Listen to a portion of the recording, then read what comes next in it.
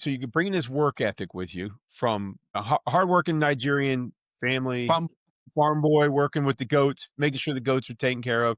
You get over here, you're learning, you're self-taught, you're absorbing as much knowledge as you can because this is something that you feel like it's a passion for you. You've developed this passion for football, for the game of football that you've been newly introduced to. You've developed this relationship with football in a very short time, 6, 7 months. And now you're developing these skills, and these skills are getting you recognized. And so now, as you start to develop these skills and pass them on to the next generation of offensive linemen, what's the one skill that you think your offensive lineman, when you work with somebody who's an offensive lineman, what's the one skill that you want them to be able to do more than anything else? The one offensive line skill that's going to make them successful that you hone in on when you're coaching somebody or teaching somebody about offensive line play. What is that skill set that you want them to be able to do? So I always the main thing, just three things they have to focus on. Okay. Because everything starts with technique. When I run technique, the three things you have to focus on because you have to hear the play, get on your stance, and do stuff. So stance, it matters a lot because for you to be able to move somebody from point A to point B, you have to have a good technique. You have to not marry to the weight room. That's important. It's very important if you want to play in the NFL. Because in my mind, I was thinking I want to play in the NFL. I just don't want to play football. No, I want to play in the NFL. So I listen to what people that play in the NFL do, big colleges do. They lift weights, each lift. My coach tell me that. I do all that stuff. So I realized that I will start watching the technique because, well, like you said, so I started, whenever I watch all those films, I say, oh, it's technique, fixing your technique. And also, coaches always say your eyes. Your eyes is very important.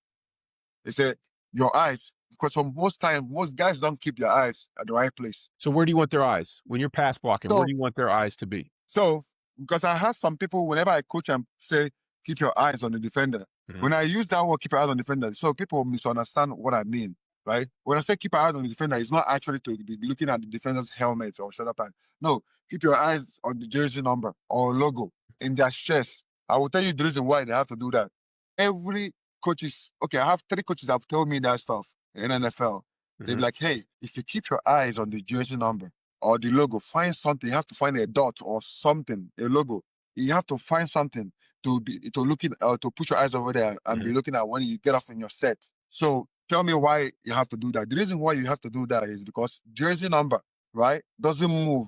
The logo doesn't move. It's the player moving, his body moving, right? So for you to see that, you have to, number one, as a tackle. For you to see, you have to have a knee bend because the guy is the guy is low. D lineman, the D end is low. You can't see the jersey number. So you have to get a knee bend, be able, so that's if it's a D end that is standing up. But even if it's on the dirt, 3-point stance as a D end, the rush. So it doesn't matter. You have to keep your eyes right on the jersey number. But if you don't see the jersey number, you can envision. Don't look at his eyes or his jersey number or his shoulder because all those things move. All those things move. But if you keep the eyes on the logo, right? Or because you can't see the actual jersey number if they be on 3-point stance. But if you can see their school jersey or the team jersey, whatever thing over there, keep your eyes over that particular thing in their body though, not in their hands because their hands move. You must find a line. Look at that line, right? But if they're standing up, you can see the jersey number. So if they're standing up, for example, for the most part, they're standing up. Look at the logo. So whenever you kick, you realize, if you be in the mood, acceleration, you realize that when you kick, the actual person that is moving is the actual person, his body moving, but the jersey number doesn't move. So if you keep your eyes on the jersey number, it controls you whenever you kick. You're not going to overset because you keep your eyes over there. Because whenever they stop, want to give you another move, the number will stop. Once the number stop, they click on you. Oh, he stopped. He stopped. If you turn a beat you inside, you see, he stopped. He turned a beat you inside. I stopped. That's why, I never give up. I give up only one sack in my career, both high school to NFL. I use that technique. You putting my eyes on the jersey number. That's right. So it's like a GPS. It will tell you when the player want to stop. If you want to bull rush, because they will turn. Because if you watch, whenever DN want to bull rush a tackle or guard or whatever, you can see it. If you as a player, you can see it. They will rush up the field. You see their body will turn, tilt to come at you straight. Yeah.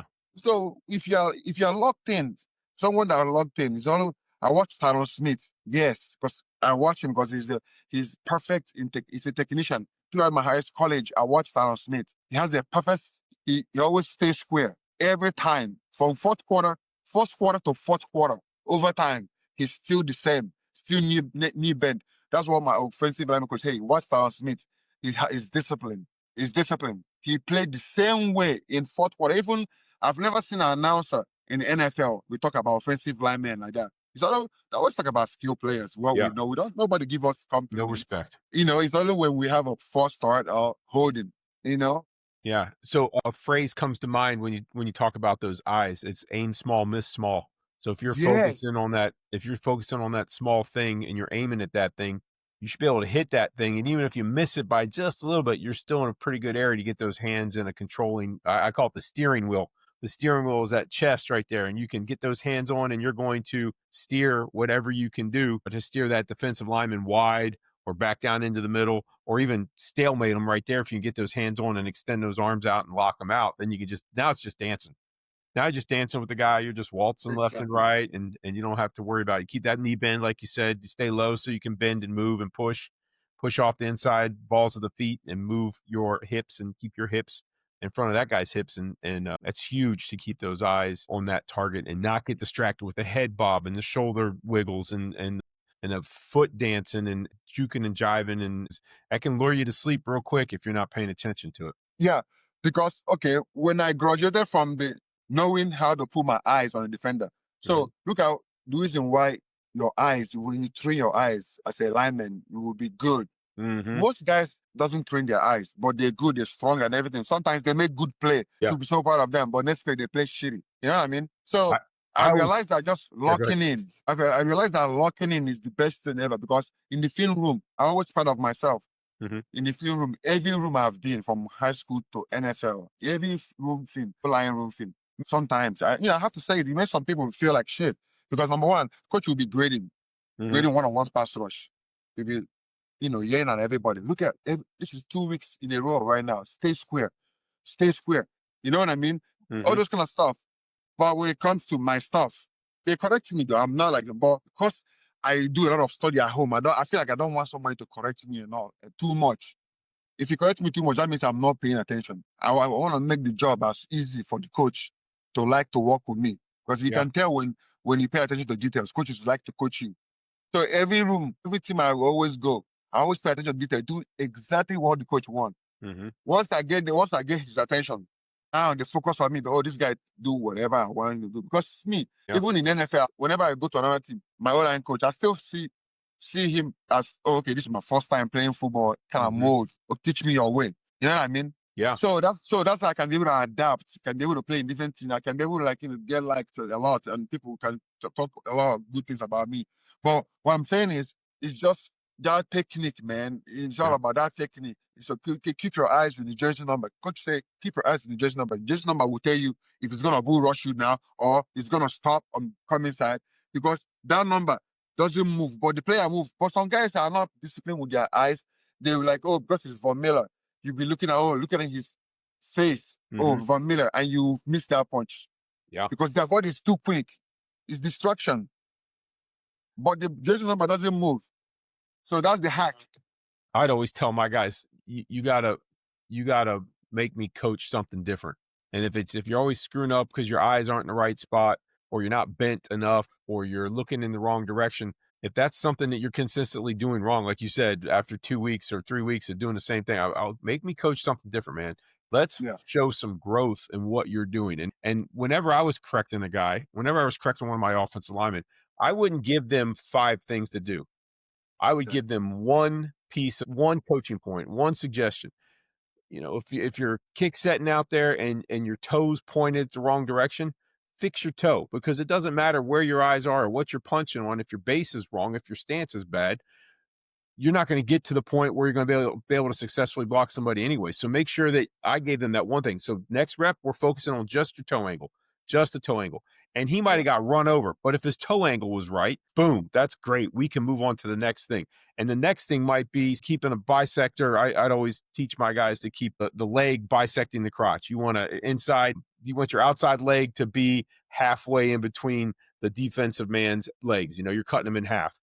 yeah, But if your toes at the right angle, you get trucked. Okay, so what? We got the right toe angle. Next time we'll work on the bend, and that'll help you, with the bull rush. or next time we'll punch, or our eyes on the right spot, whatever it was. But I wasn't giving them 3, 4, 5 things to do. It was one thing at a time. Correct one thing at a time. We're always, you don't build a wall with 17 bricks at once, right? Yeah. You put one brick up and make sure that that's set, then the next brick up. And I was always working foundation up. So stance was a big deal for me. Toe angles, hip angles were always big deals for me. And I always told my guys, you got two steering wheels on your body. Your toes are a steering wheel and your eyes are a steering wheel. Your lower body goes where your toes point, your upper body goes where your eyes point. And so if you're looking here and your toes are there, you got to make sure everything's in the right position, going at the right angles, looking at the right things. Because if you have your steering wheels off, then you might be going in two different directions, and that doesn't help you out there on the football field. No, you're right, man. You're right, coach. Because man, if okay, when when I said that I put your eyes on the defender, let's say it's a pass, Mhm. right? And this is a slide. Is a man in the backside. So left tackle, man on the end, for example, right? I realized that okay, man, we always give information. We get coaches always give out information. Just it's less for us players. Just do it though. Just do it. Think about it and do it. So, but I'm kind of a person that whenever I hear stuff, because I'm new, everything is always new to me. I was Mhm. happy to like go. Let me see what this man is talking about. You know what I mean? So I will try it in protection too. Let's say, for example, in the slide side, I'm in the slide side as a tackle, left tackle. I'm in the slide side, so I don't have to be man. So my eye have to be in the triangle. Offensive lineman coaches always say your eyes have to be in that triangle. Mhm. You know, so because somebody will come, they will just play some games. Somebody might drop, somebody will come, all this kind of stuff. So that's when that eye they talk about again Mhm. because now you don't have one particular guy. You have a particular guy that is over there, but you gotta be aware of two other guys too. Being aware of two other guys is that means your eyes gotta be in the right spot. And when you say triangle there, if you're at the left tackle, that triangle would be from the guy that's on the guard to the gap to the guy that could be on you, Yeah, right? so from the linebacker to the end, and you know To the defensive maybe tackle. That like defensive tackle, the three technique, yeah. yeah. So So that triangles, it'd be like a B gap extended type of yeah, area that your yeah, eyes would be looking for. yeah. Yeah. So for example, coach will be like, hey, in protection, it's last side as a tackle with Chidi. That triangle, you know what? That triangle, that point of that triangle, that linebacker over there, right? Keep your eyes on that linebacker. Mhm. You know that you're blocking the end, the defensive end, Y5, right? But keep your eyes over there. Those split seconds. Once you kick out, he's square. Keep your eyes over there. One kick, you will see if that once they snap the ball, you will see because he's trying to explain to me. When they snap the ball, you will see if that guy is coming or not. Yeah, the You movement. see, maybe he Mhm. will try to come. Sometimes they even give you two more steps, three to put your head. You know, you'll be like, oh, okay, that's the guy. He'll drop. Somebody else will make the play. You know what I mean? Yeah. So, but he always told me, I'm telling you, you showing me on the film. See, show me example. Maybe pull out some old tape. Show me, Mhm. see this guy thinking that he's not gonna come, but he thinking that okay, he's coming. Actually, see the way he warm up to block him, thinking that he's his man, but he dropped some this guy, see hit the cornerback. So don't assume, right? Don't Right. assume. But if you understand they will come, just always have a dragging hand. That's it. You always say as a tackle. Whenever you're on the slash side, just have a drag hand. That Yeah. drag hand, with your drag hand, you're kicking with your drag hand. That drag hand is equivalent to your eyes and making sure you still over there. Mhm. You know what I mean? Mhm. So I started doing that. Okay, when I kick, I have a drag hand. Even the drag hand helps me to be square. Mhm. Everything is on until you try it. It works. But most guys don't try it. They just feel like the coach is telling you to do something. Well, I actually go try it. I'm like, oh, the drag hand kind of like makes you more like square. Like, your Mhm. hand is off Mhm. there. So I was like, wow. Every time, I mean, it's last time, I'm always perfect. Like, even no matter how late they want to do that game, Yeah. I will still pick up the right guy. And so you're keeping that hand up there, and if you're kicking out, you got that inside hand up, you call the drag hand, Yeah, and that's kinda because you keep that up, that's gonna keep your shoulders square, and if you see that flash of color coming inside on that yeah, triangle, that allows you to come back inside and step down tight, close off that gap, and yeah. not let that So flashing backer come through. yeah, so let's say they want to like bet me a little bit longer, Mhm. right? So, but I'm still square and kicking. So what I'm gonna do, I don't normally do all the reps I have in my life is when I kick, but he's still coming. I'm like, oh, okay, but watch out, man. It's not over yet. In that split seconds, I think all that in that split second. Mhm. So there's a scenario that happened before when I was kicking. I'm like, oh, okay, that means he's coming. My mind told me, hey, keep your hand the way it is. Doesn't matter. Keep it. So when he's coming and the DN is coming with full speed, two of them at the same time, they come in like this. I'm like, oh, okay, you have to block the most dangerous now. So you know what I mean? So I'm focusing in my mind, okay, he's the linebacker now, dangerous, but this guy hit a stop sign immediately. So but that stop sign he hit, you want that split second, because if I'm not an athletic tackle and I'm not a, oh, that's a sack, man. That's a good, that's the perfect sack. But because I'm aware, I think about it. Every time I'm in the slide side, I always think about what coach told me, hey, stay square, keep your eyes in the right place. It doesn't matter. If you keep your eyes in the right place, it will come to you. It will come to you. It will come to you. So when I stay square, I'm trying to do when I go home next year, I'm trying to do some camp. Yeah.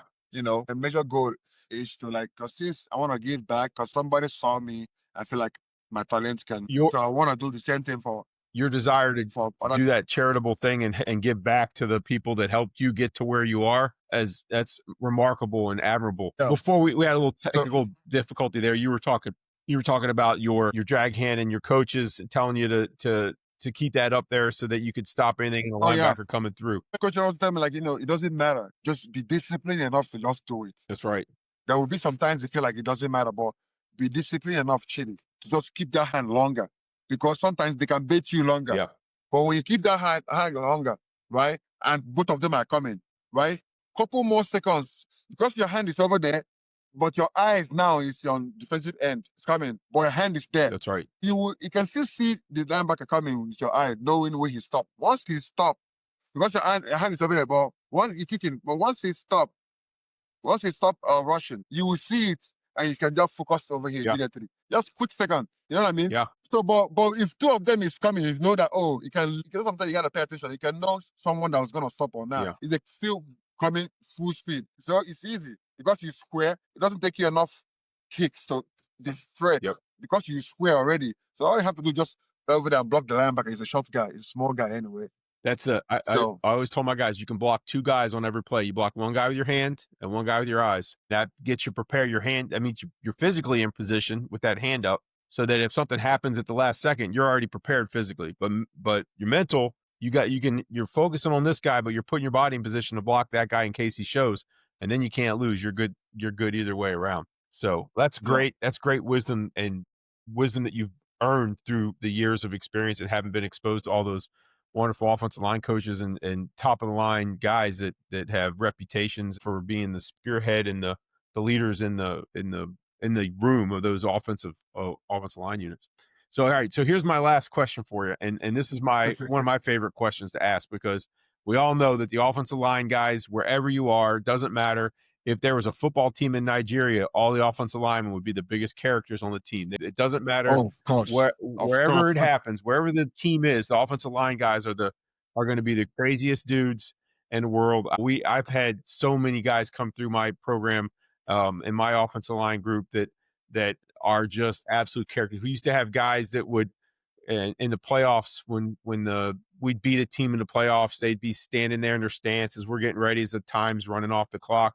And I had one guy one year, every game in the playoffs, we went to the state championship that year, and every game in the playoffs, he'd come up to the line and be like, "Hey, we have any seniors out here?"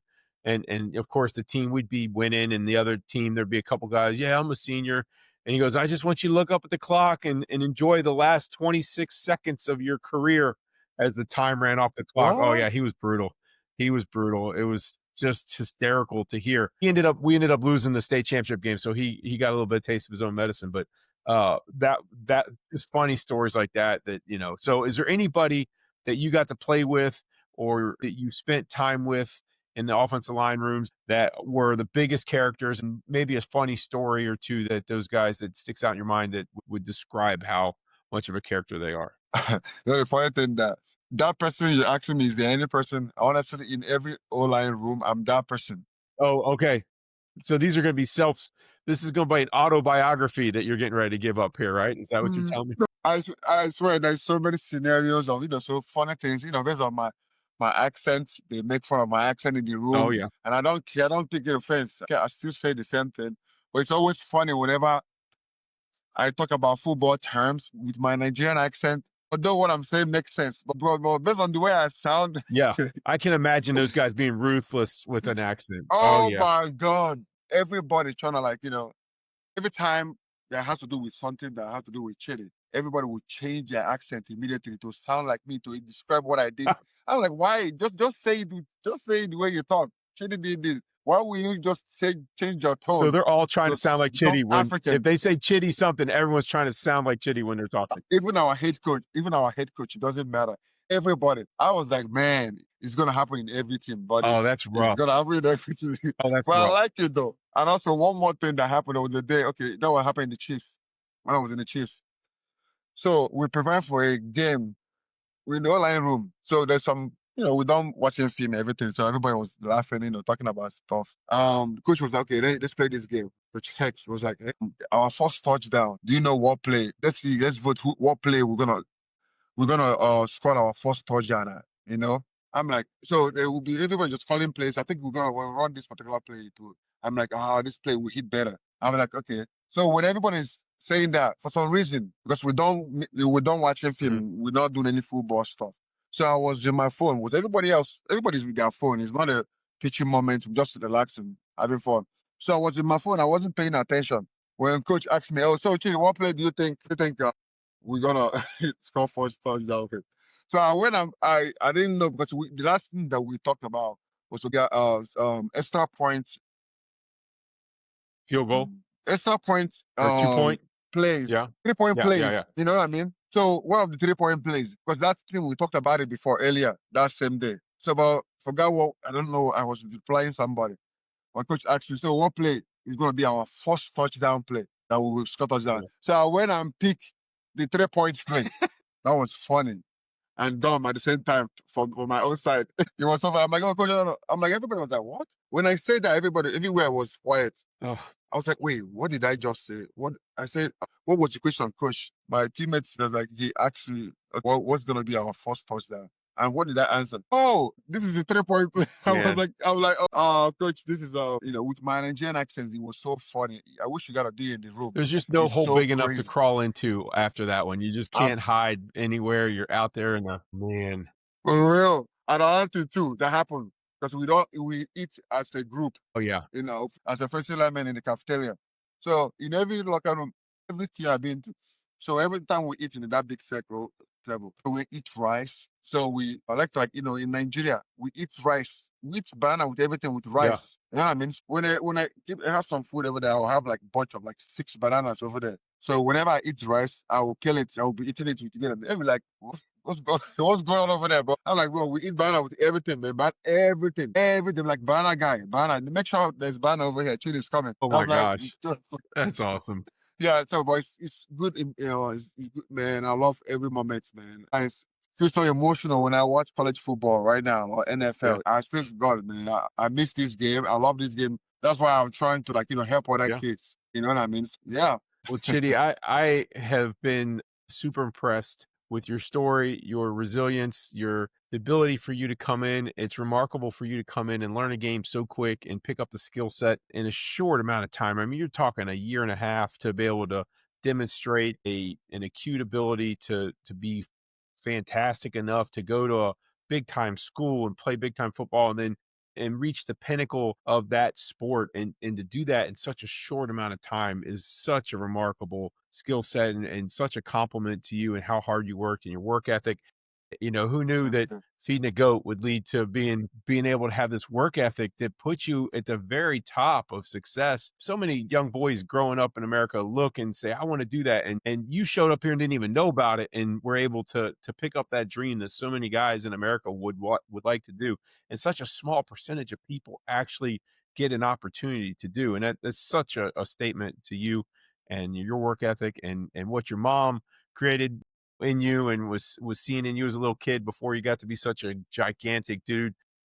But that's really impressive, and I'm so thankful you took some time out of your schedule to be with us, and I look forward to following you and developing a relationship with you over the next few years. And in this effort, you said you want to get over to Nigeria and do some camps and find the next Nigerian football player to be able to come over here and share his talents with the United States and with the NFL and the USFL, XFL, all the FLs out there that they could have some Nigerian football talent running around in there. That's such a neat thing to do, and I've really enjoyed our time together, and I'm so thankful you took time out to spend with us tonight. you so much for being here, man. Because I always, as a lineman, I'm like anything that has to do with lineman, it gives me sleepless nights because I still feel like I'm playing the game by coaching the kids. Absolutely. So I'm happy to be here. I'm happy to talk about this, man. It's always fun to talk about football, man. So I'm happy for you to like invite me to this podcast. Hopefully we talk more, man, because there's a lot of stuff, 100%. man. Football doesn't end. We talk 100%. about a lot of topics, And I look plays. forward to, developing a relationship and who knows, maybe I even get on that plane and go over to Nigeria and see where these little goats are that you Man, that that would you be were great, taking man. care Because of. That would be cool. I'm coach, man. Hey, I'm saying this on life, man. I have to eat ball. I have to make sure the right time. I want you to come. You're gonna like that. You will see talents, man. People that really want to play football. Because I'm trying to bring kids, even in Florida. Because my coach want me to bring kids for him. The coach that coached me in high school, that coach I was telling you Yeah. about, he told me whenever I go to Nigeria, please, I need four Bring guys. go to the next village Yeah, and get all because the goat boys from over there and bring them back. I'll go to the village, straight to the village, because I will know the right talents to pick. Because I will go over there and know the right person to That's pick. So he awesome. trusts me. That would be a So great that's what I'm pipeline. trying to do. That'd be a great pipeline of Big talent. pipeline, man. That's what I'm trying to, and that's what I'm working on now. So That would be yeah, phenomenal. man. I hope to talk to you soon again, man. Awesome, Chidi. Well, I thank you so much, and I look forward to touching base with you and keeping in touch with you. Thank you so Have a much. good night, Chidi.